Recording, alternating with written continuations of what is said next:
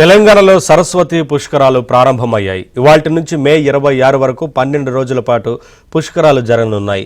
ఈ సందర్భంగా వేద పండితులు ప్రత్యేక పూజలు నిర్వహించి ప్రారంభించారు. రోజుకు 40 నుంచి 50 వేల మంది భక్తులు వస్తారని అధికారులు అంచనా వేస్తున్నారు. పుష్కరాల కోసం 35 కోట్ల రూపాయలతో ప్రత్యేక ఏర్పాట్లు చేశారు. ఆర్టీసీ 33 జిల్లాల నుంచి 220 ప్రత్యేక బస్సులు నడపనుంది. మహారాష్ట్ర, ఆంధ్రప్రదేశ్, కర్ణాటక, తమిళనాడు రాష్ట్రాల నుంచి లక్షల సంఖ్యలో భక్తులు తరలి వెళ్లనున్నారు.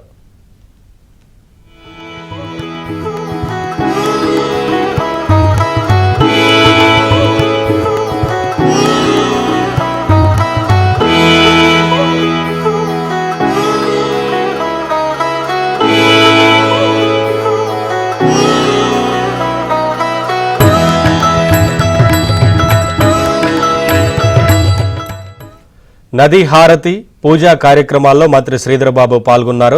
సాయంత్రం కుటుంబ సమేతంగా వెళ్లనున్న సీఎం రేవంత్ రెడ్డి త్రివేణి సంగమం వద్ద పుణ్యస్నానాలు ఆచరించి కాళేశ్వర ముక్తీశ్వరుణ్ణి దర్శించుకోనున్నారు.